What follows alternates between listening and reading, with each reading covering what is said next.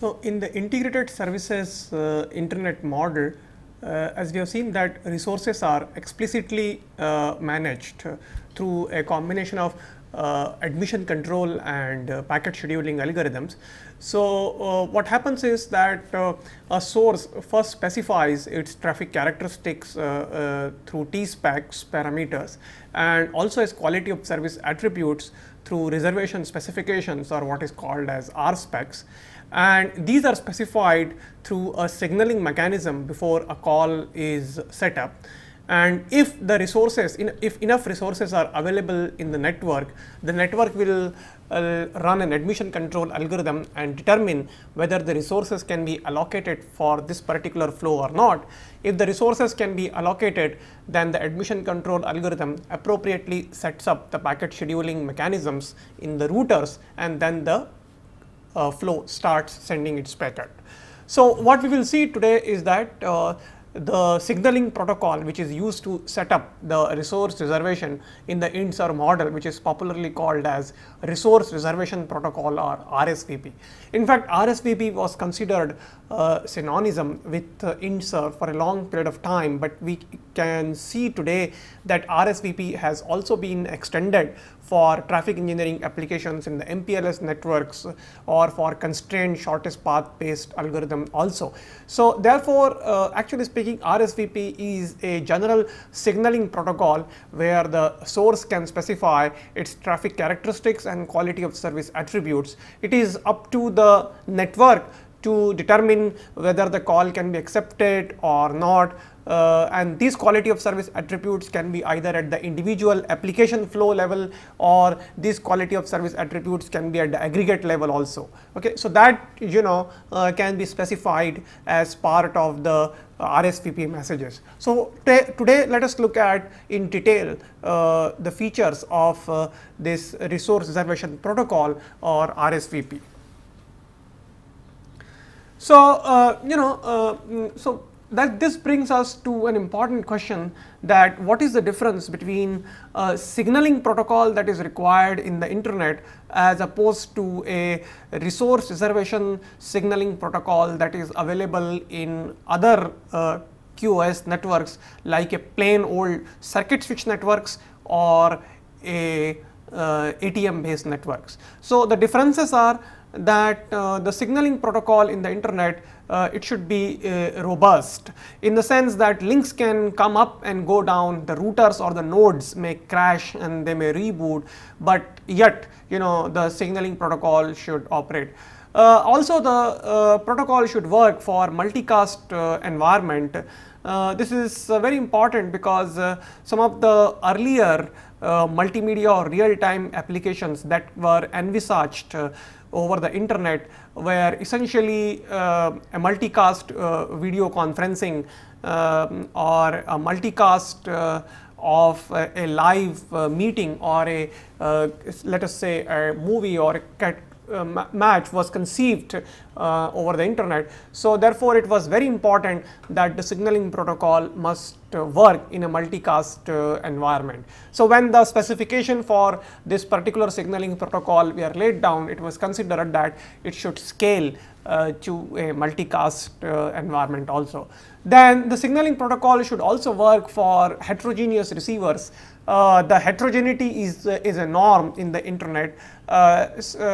Different receivers may have different link bandwidths and different capabilities in terms of the receivers or the routers. So, therefore, it should be possible to reserve the resources as per the receiver's requirements and not as per the sender's requirements. Okay. So, this is a very fundamental difference. We will just come when we discuss the features of the RSVP, how a RSVP signaling protocol is different from the standard signaling protocol, let us say in the ATM based networks.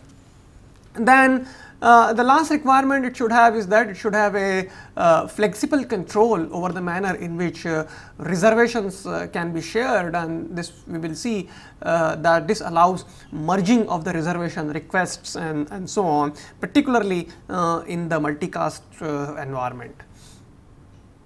So, When these requirements were laid down, a new signaling protocol was formulated, and as I pointed out, this was called as RSVP, Resource Reservation Protocol. The one important feature of this RSVP is that it provides reservations for bandwidth in multicast trees. Okay, so it is specifically suited for the multicast environment. The signaling protocol is specifically meant for the multicast environment. Then the second important feature of the RSVP is that it is independent of the routing protocol. Okay, so that is very important feature. Now, what happens is that what RSVP does is it tries to reserve the resources along the route which has been already chosen by the IP routing protocol. Okay. So, the resource reservation protocol does not try to find alternate routes where the resources may be available. It tries to reserve the resources along the path which has been already chosen by an IP routing protocol. Okay. It may be possible that enough resources may not be available on the path chosen by the IP routing protocol, but resources may be available on alternate path. However, RSVP does not take that into account. It is essentially routing independent. Okay. The problem with the standard IP routing protocol is that they typically choose the path based on some simple metric like shortest path in terms of number of hops. So therefore, it is quite possible that a path which is shorter in terms of number of hops may not have enough resources in terms of bandwidth requirements.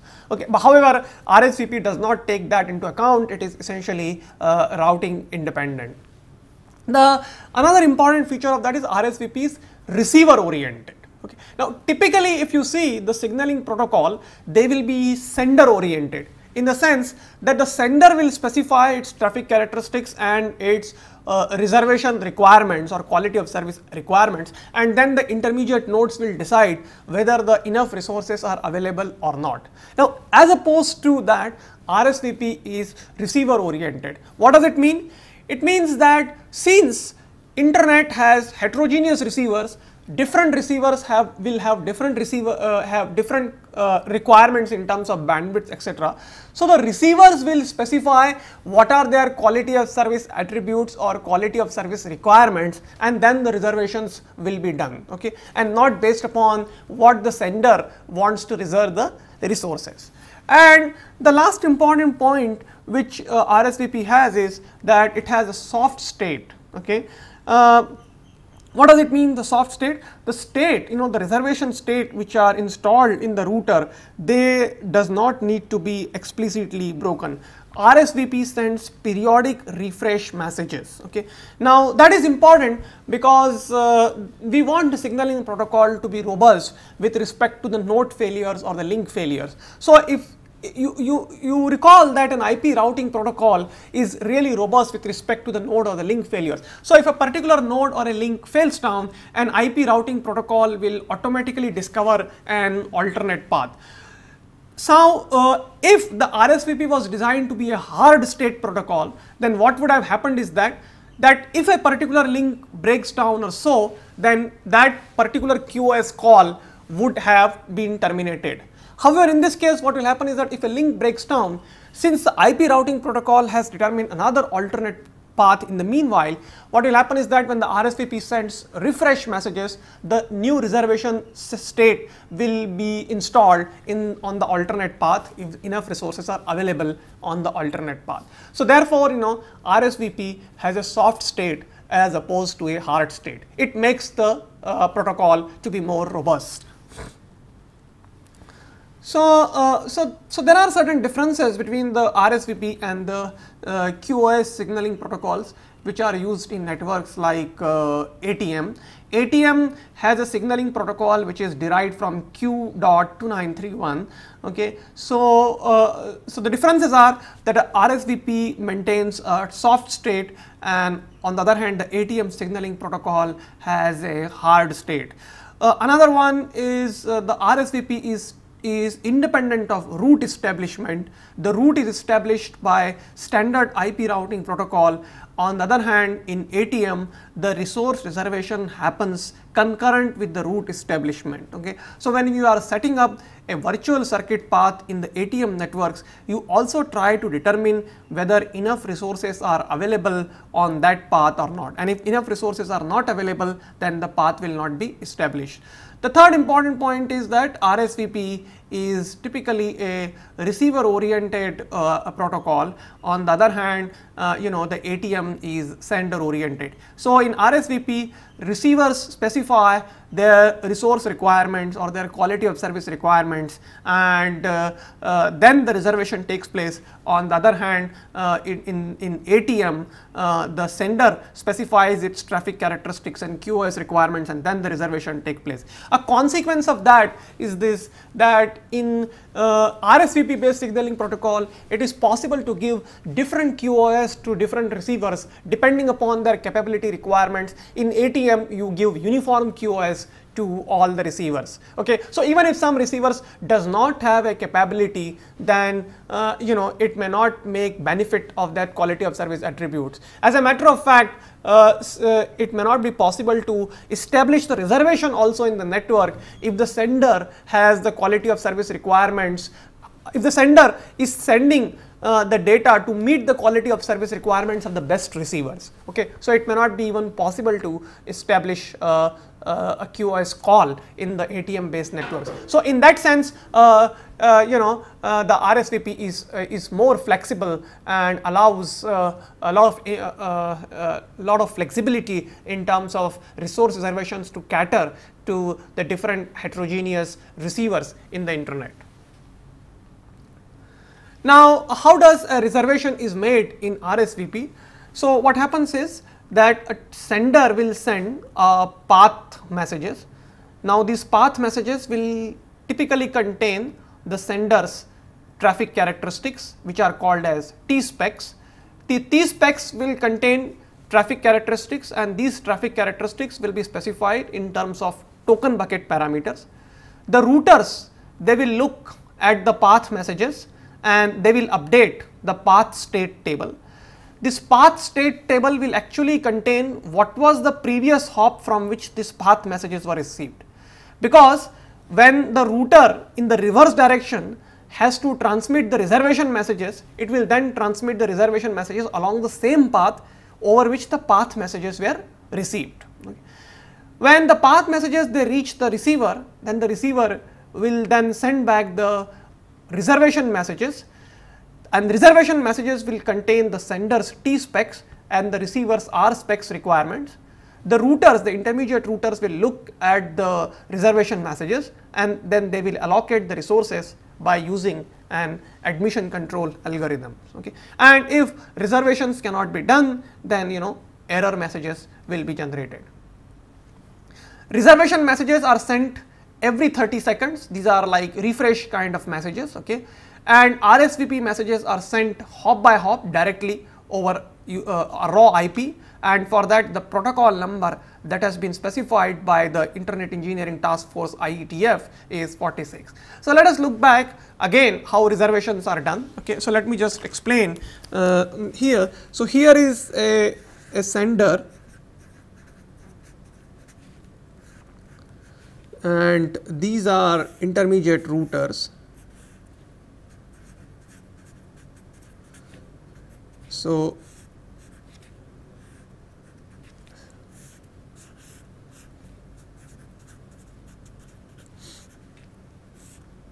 router 1 and these are host. So, what happens is that the path messages travel along this. The path messages will go here, they will travel here, this router will forward the path message here, and so on. Then the reservation messages will travel in the upward direction. Now, let us say that this receiver has a requirement of 64 kbps, this receiver has a requirement of 2 mbps, this receiver has a requirement of 32 kilobit per second, and this receiver has a requirement of 128 kilobit per second. So, this receiver in the reservation request gets asks the router 2 for reserving 64 kbps on this link, and this asks the router to reserve 2 mbps on this link. Now, when the router 2 asks router 1 to set up the link bandwidth here, then it merges these two requests and it will ask to set up 2 mbps on this link. Similarly, this will 128 kbps is a requirement, so this 128 kbps will be set up here, and finally on this link a 2 megabits per second will be set up. So, as you can see here, the receivers have different requirements. This receiver has 32 kbps requirement, this receiver has 128 kbps requirement, this receiver has 64 kbps requirement, this receiver has 2 mbps requirement. Now, you will reserve only 32 kbps on this, 128 kbps on this, 64 kbps on this, and 2 mbps on this. These reservation requests are merged, and finally on this link you will reserve only 2 megabits per second. So, as you can see that the reservation request can be merged also in the RSVP based signaling protocol, and you can have reservation based upon the heterogeneous receivers requirements. Okay. If it was a sender oriented protocol, then what would have happened is that 2 megabits per second would have reserved here, 2 mbps here, 2 mbps here. Even though this router, these receivers cannot tolerate 2 mbps requirement, the 2 mbps bandwidth would have been reserved unnecessarily on this link, leading to a low resource utilization or wastage of bandwidth. So, as you can see here that it is possible in RSVP by going for receiver oriented reservations to accommodate the heterogeneous receivers in a very scalable and flexible fashion. So, when the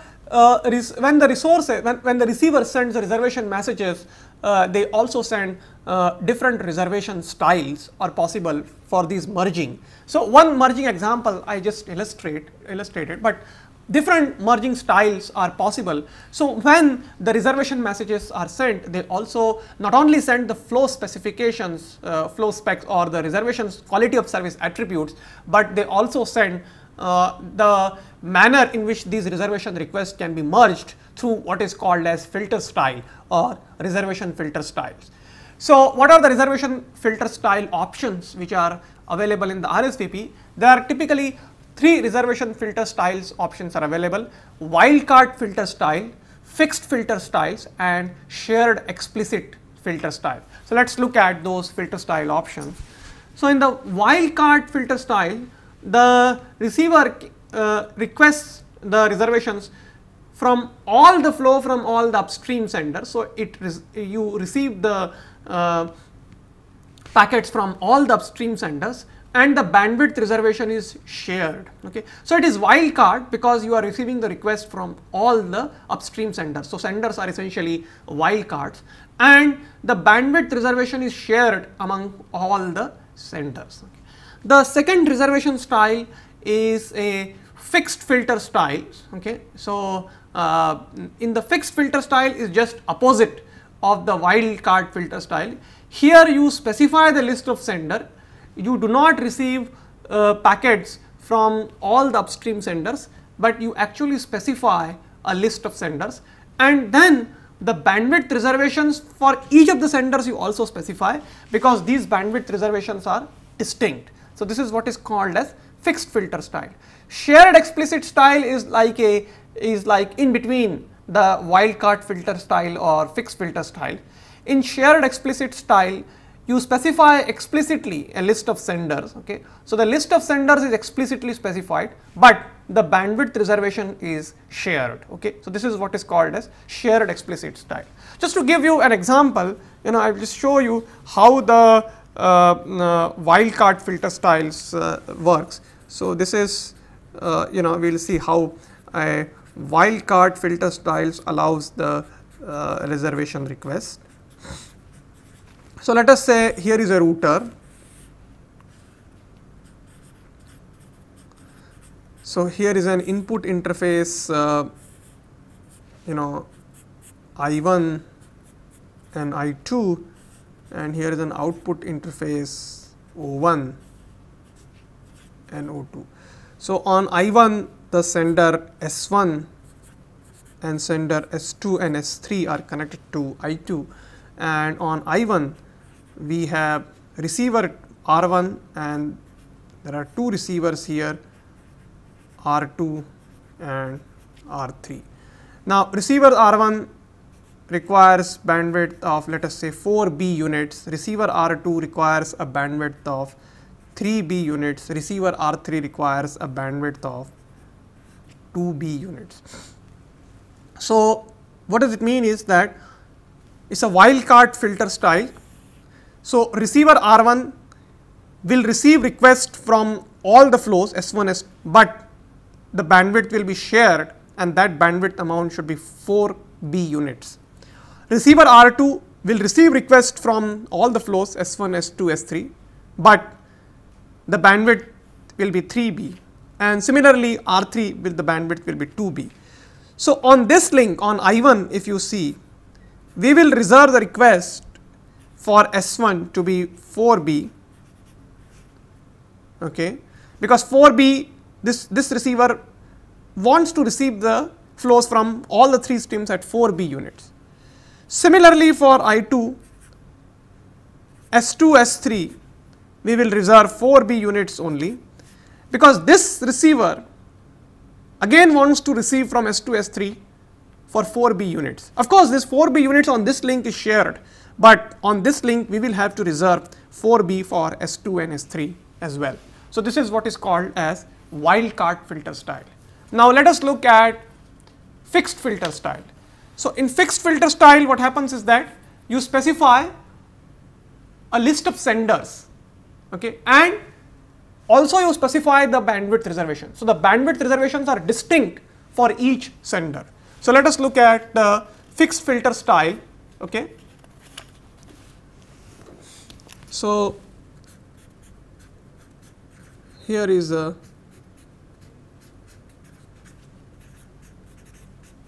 fixed filter style. So, we have the same configuration. Here is a router again, the input interface I1, I2, output interface O1, O2. So, here is a receiver R1. So, here are of course the receiver S1, S2, S3. The receiver R1 actually wants to receive data from S1 at a bandwidth of 4B. So, it specifies this, and from S2 with a bandwidth of, let us say, 5B units. And here R2 wants to receive data from S1 with a bandwidth of 3B units, and it wants to receive data from S3 with a bandwidth of B units, and R3 wants to receive data only from S1 with a bandwidth of B units. So, if you see here on this link I1 for S1, so R1 wants to receive from S1 4B units, R2 wants to receive from S1 3B units, and R3 wants to receive from S1 only B units. So, on this link for this S1 we will reserve the resources for S1 to be 4B. On this link I2, now let us look at this. S2 wants to receive, now R1 wants to receive from S2 5B units, and this bandwidth reservation has to be distinct. So, on this link you will definitely get S2 5B. On this link for R2, right, you will get, so it does not want to receive anything from S2. So, no reservation for S2 is there, but on this link now you want for S2 5B units of bandwidth. Let us look at S3. For S3 you want B units of bandwidth here, so obviously you will reserve for S3 B units of bandwidth over here. So, this is a fixed filter style where you specify a list of senders from which you want to receive the data, and the bandwidth reservations that you want to have, and the bandwidth reservations are distinct. Now, the third style is the shared explicit. In shared explicit, you specify explicitly the list of senders, but the bandwidth reservations are to be shared just like wildcard filter style. Okay. So, bandwidth reservations are shared, but you will specify the list of senders. Okay. So, here is a shared explicit style.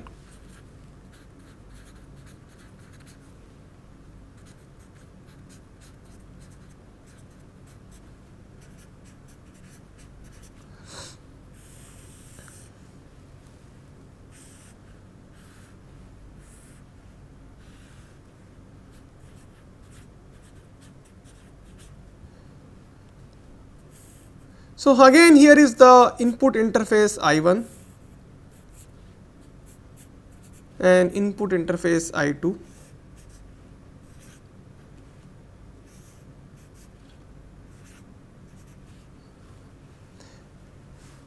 Now, so here are the sources S1, S2, S3, and here R1 now wants to receive from S1 and S2 only, not from S3, and the bandwidth reservation will be shared, and this shared bandwidth is B.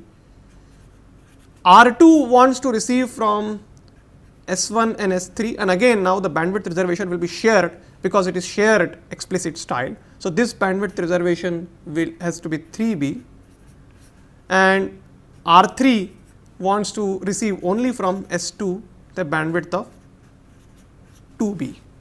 So, as you can see on the link I1, how much we will reserve? R1 wants to receive from S1, but with a bandwidth of B, and R2 wants to receive from S1, but with a bandwidth of 3B. So, on this link S1 must reserve 3B units of bandwidth. On this link, now the bandwidth reservations are shared, it's a shared explicit style. So, no explicit reservations need to be made for S2 and S3. So, S2 and S3 can share the bandwidth, and whichever is the maximum of this, and you can see that S3 actually is having 3B here, S2 2B, and S2 S2B. So, we can actually reserve 3B units of bandwidth which can be shared. So, this is how a shared explicit style will work. In shared explicit style, you will specify a list of senders, and the bandwidth reservations will be distinct. Okay. Now, let us look at what happens if there are reservation errors are there. So, if you try to send path messages and the receivers try to send the reservation messages, and if enough resources are not available in the nodes, then there can be an error.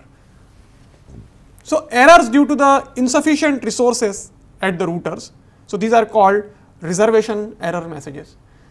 Actually, RSVP allows backtracking of the reservations also. Okay. Now, backtracking of the reservation is something like this, that if you try to reserve, so let us say here is a node, and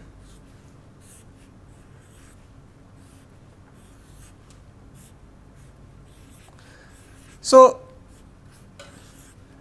here you have 64 kbps, and this resource requires 32 kbps, this requires 2 mbps, and this requires 10 mbps. So, these two reservation requests can be merged, and you will reserve only 64 kb, try to reserve 64 kbps over this link, and here you will try to reserve 10 megabits per second, and then this will be merged, and here you will try to reserve 10 mbps here. But it may be possible that 10 mbps may not be available here. So, you can actually backtrack the reservations, and then you may want to remove this node, or you may not want to reserve the resources for this node, and then allow 2 mbps here and then 2 mbps here. That may be sort of done. Otherwise, what will happen is that it will lead to what is called as killer reservation problem, where what will happen is that the receiver requests over and over again a large reservation, and each time getting its reservation request rejected, and this large reservations may have been merged with smaller reservations, and thereby preventing the smaller reservations also getting established. So, this is eliminated by a blockade state in the router. Okay. As you can see here in our example, that because the 10 Mbps bandwidth is not available here, and since this has been merged here and only one receiver was there requiring 10 megabits per second, the reservation request actually may get blocked here and blocking therefore the reception for the other receivers as well. So, this may be eliminated by using a blockade state in the routers, which will disallow the reservation only for this routers. Okay. So, this is possible to do it in the RSVP. What about the routing and reservations? Reservations, they need to be set up on the route change, as we have already pointed out that resource reservation in the RSVP is independent of the routing protocol. The route will be established by standard IP routing protocols, and reservation setup necessarily requires the route setups. Okay, so it has been, as I said no by the internet community, and RSVP has not been linked with the route reservations. So, all the issues are addressed in the routing itself. Okay, if there is a node or the link failures, and the RSVP takes care of that by using refresh messages which are sent every 30 seconds or so. So, you find a route that supports reservation, or you find a route that has sufficient unreserved capacity for a given low, or you adapt to a route failure. So, currently as we have just pointed out, RSVP is doing it through the refresh mechanisms, okay, and adapts to the route changes. Okay. So, this actually concludes our discussion on the resource reservation protocol RSVP. Some of the important features of RSVP we have pointed out. In fact, it was some people thought that RSVP has a scalability. So, RSVP has also been applied to the traffic engineering for the MPLS networks, that is what is called as RSVP TE. New objects have been defined in the RSVP protocol. Some people had argued that RSVP has a scalability problem because RSVP was considered similar to the INTSERV, but as we have just seen that RSVP is just a simple plain signaling protocol which can be used within the framework of the integrated services internet to reserve the resources. So, therefore, all the scalability problems that were actually debated in the internet community were associated more with the INTSERV framework rather than the RSVP. RSVP can be used to reserve the resources either in the integrated services internet or even in the differentiated services framework, or even for load balancing or traffic engineering in the MPLS based networks. Its fundamental features are that it is routing independent, it is based on the soft state protocol, and it is receiver oriented, and it caters to the multicast. So, with these four fundamental features which are so unique to the internet problem, which distinguishes signaling for resource reservation in the internet from signaling for resource reservation in another network, let us say a virtual circuit based ATM networks. Okay. So these features actually distinguish the requirements of a signaling protocol which has to be there in an internet.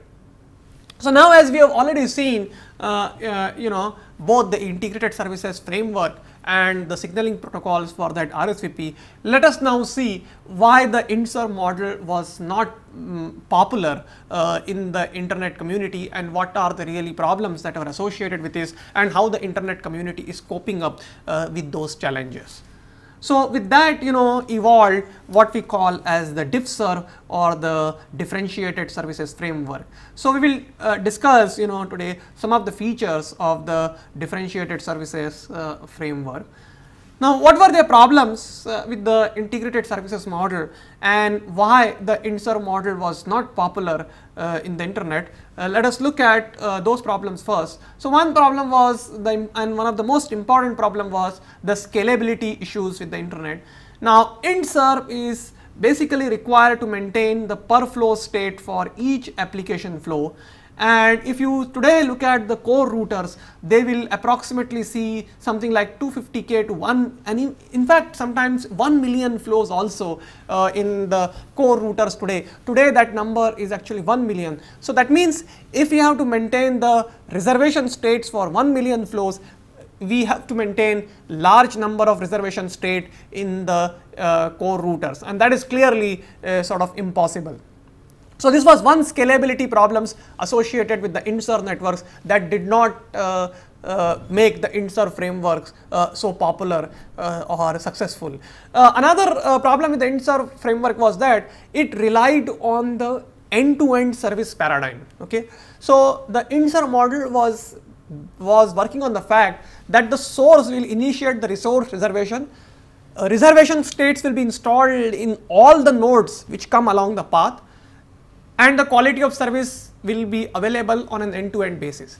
Now, clearly this required that all the nodes on the path must support the reservation mechanisms. Okay, otherwise, the end-to-end service model cannot work.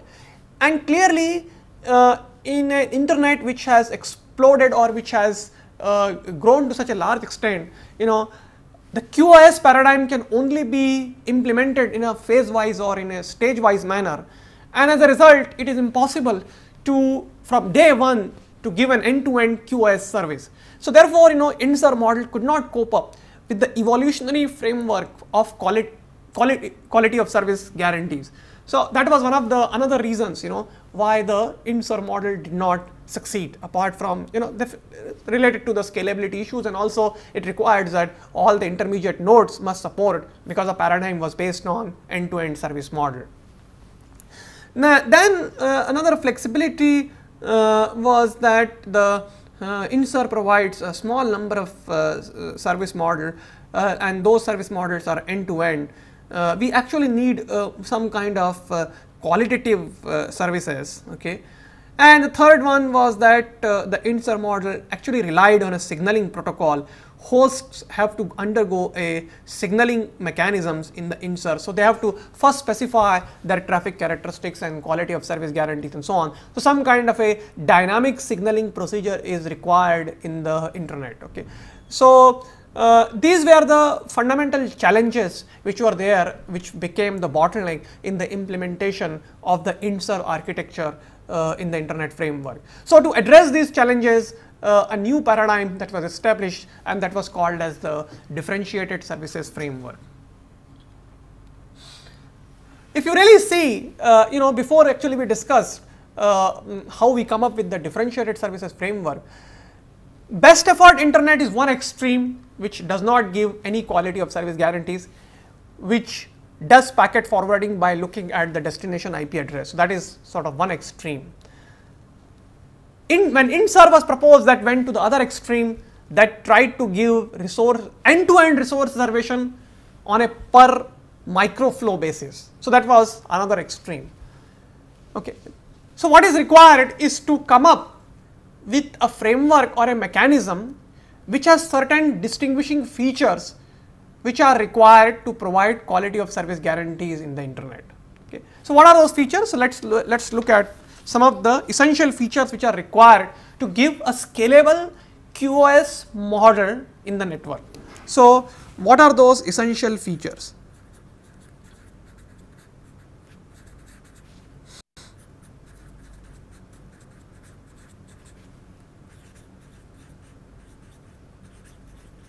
Required for scalable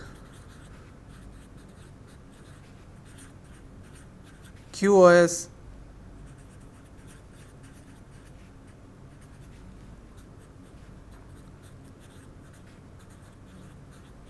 first thing is that no flow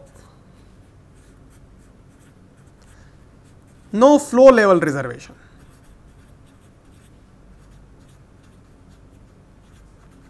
You must reserve the resources at the aggregate level, it should not be on a per flow level. Second, no end-to-end model.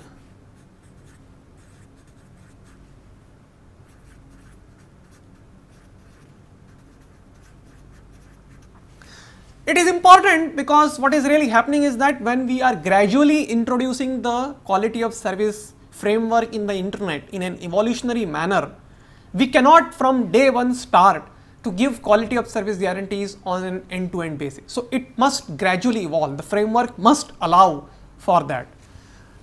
Third thing is that it should not be dependent on any dynamic signaling. It should not be dependent on any dynamic signaling like RSVP in the INSER, where you have to first undergo a signaling procedure, a call should be, it should be more dependent upon some kind of configuration or management or provisioning kind of thing. So, therefore, it will be preferable that no dynamic signaling for reservation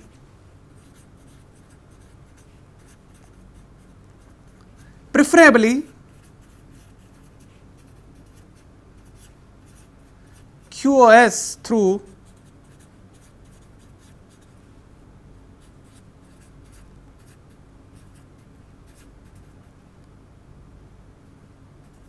provisioning at aggregate level.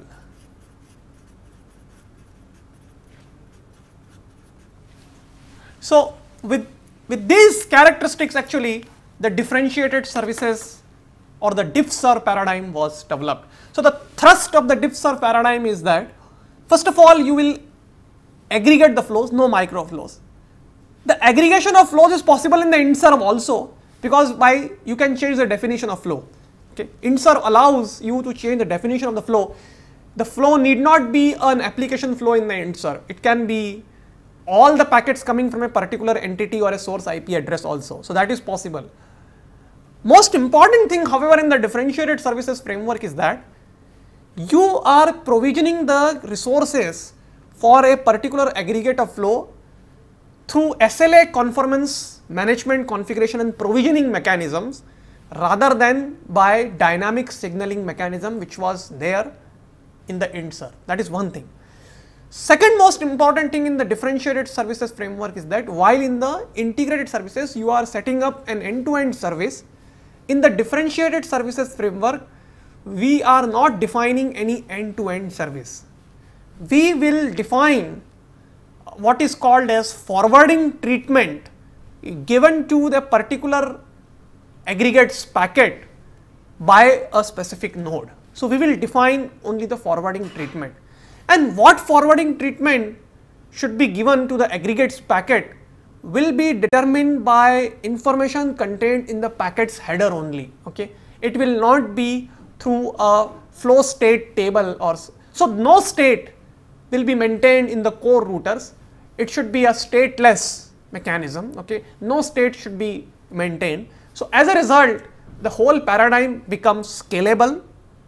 It can be gradually implemented in an evolutionary manner, and thirdly, by combination of these forwarding treatments, a service provider can offer and build various qualitative services that he can give it to different customers. So, that way a differentiated services paradigm was actually evolved.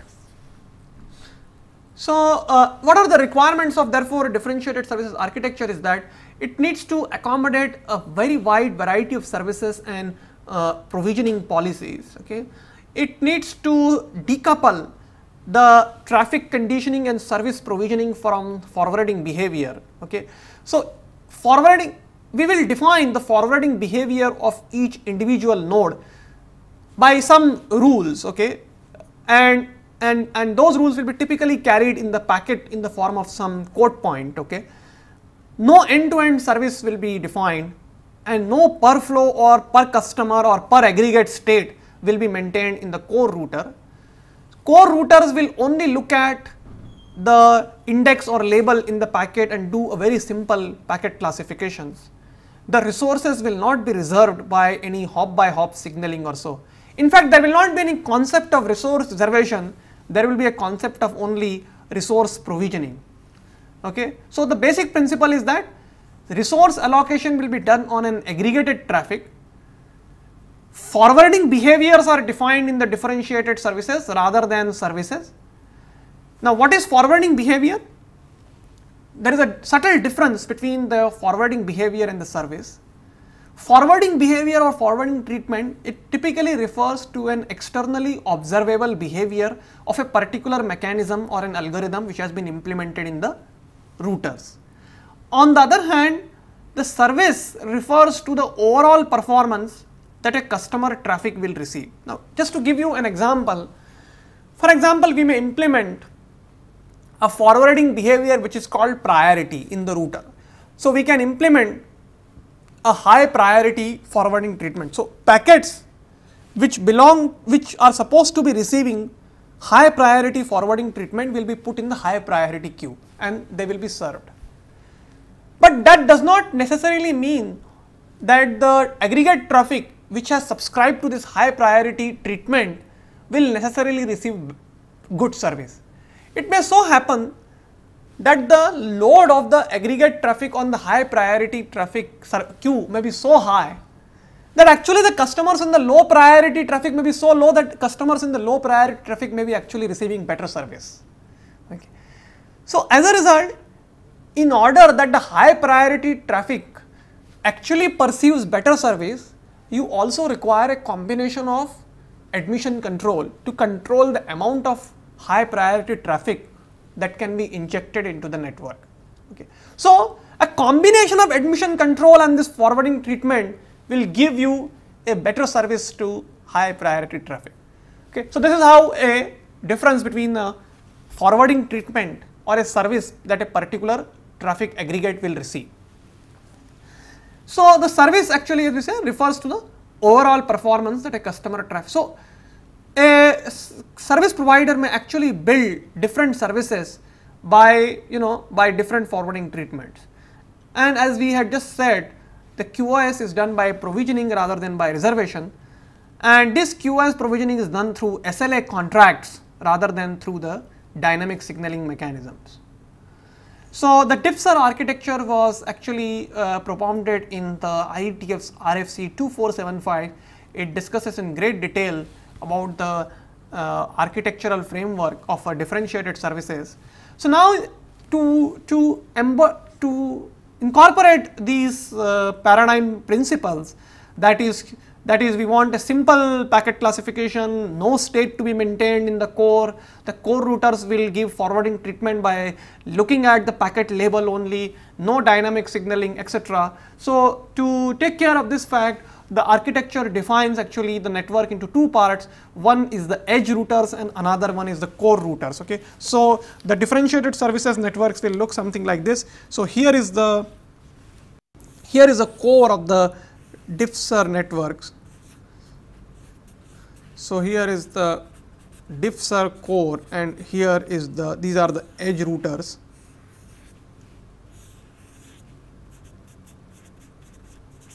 So, these are edge routers.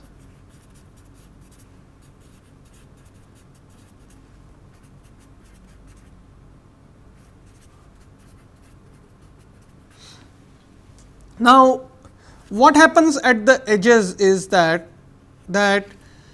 edge routers are receiving several traffic flows. Edge routers will aggregate these traffic flows into one traffic aggregate. Okay. So, similarly, and will inject them into the core.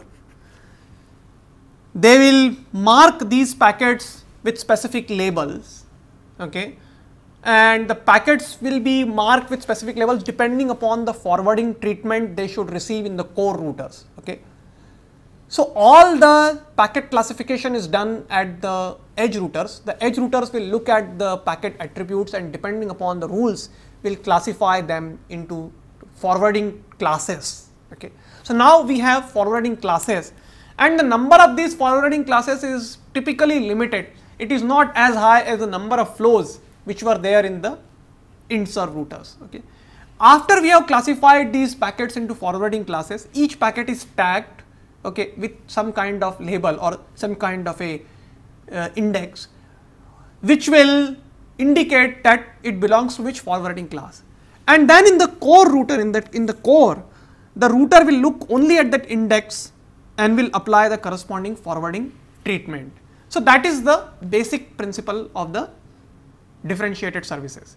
Now, the particular index which has been chosen by the differentiated services framework is the IETF architecture has actually made use of the IPTOS field, IPTOS field, okay, which was actually not used in the earlier internet, only in sub applications it was used to give the precedence. Okay. So, those IPTOS field, type of service field, which were actually originally meant to give some kind of priority to the IP traffic, however, it was never commercially exploited. So, the differentiated services architecture has redefined those fields to indicate to which one of the forwarding classes this particular packet would belong to. Now, if you look at now architecture overview, so as we have said that there are two functions, edge functions. So, the edge routers will perform the packet classification and the traffic conditioning. Okay. So, it will classify the packets into forwarding classes. Okay. So, it classifies the packets and it sets the DS field, okay, or the differentiated services field of the packet header to some value which indicates the to which packet it belongs. Okay. So, this DS field identifies the traffic class, and each traffic class has a specific forwarding treatment associated with it, which is also called as aggregate behavior. Now, as far as the core routers are concerned, they will do the forwarding as per the per hop behavior, which is indicated by this differentiated services or DS field. Okay. And as marked packets they flow downstream, they are combined into behavior aggregates or traffic class. Okay. And traffic shaping is done on each aggregate flow as it exits the differentiated services domain. So, these are the functions of the edge routers and these are the functions of the core routers. Okay. If you see how differentiated services model differs from the alternate models is, so basic model essentially is that the packets contain the packets header actually indicate that what kind of forwarding treatment the the routers or the node should give. Okay, so the packet indicate. If you recall, then similar models exist in other areas also, in other contexts also, which is as we are just speaking about that IPv4 has this preceding marking. Even in Ethernet based LANs, we have 802.1p priority queues. Okay. So, in MPLS, for example, the QoS state is established on each hop, the label can, or the EXP3 bits can indicate. Okay. And when you do the label based forwarding also, you can indicate the quality of service, guarantees. However, how differentiated services differs from all these things is that in differentiated services, okay, you assign these differentiated services this index at the edge functions, and after you have classified the packets into these traffic aggregates, in that differentiated services domain, you are provisioning the resources for this particular traffic aggregates. Okay. So what you are doing is that while it is true that forwarding treatment these nodes will do, on top of that, through the SLA contracts, you are giving some kind of service which will be built over the top of this forwarding treatment. So, in that respect, it is different from simple priority treatment of 802.1p Ethernet priority queuing. Okay. So there is a concept of an SLA provisioning on the aggregate basis within the differentiated services domain. Okay. So that is how it distinguishes from simple priority queuing of the 802.1p, where that concept does not exist. It is only a forwarding, it is only a treatment or a priority treatment which will be given to the queue. There is no admission control mechanism, there are no SLA conformance or provisioning. Okay. So therefore, it may be difficult to build a service over such priority queuing mechanism, simple priority queuing mechanism. So differentiated services framework actually allows to build you a service by having a good combination of forwarding per hop behavior as well as through some admission control mechanisms and SLA contracts.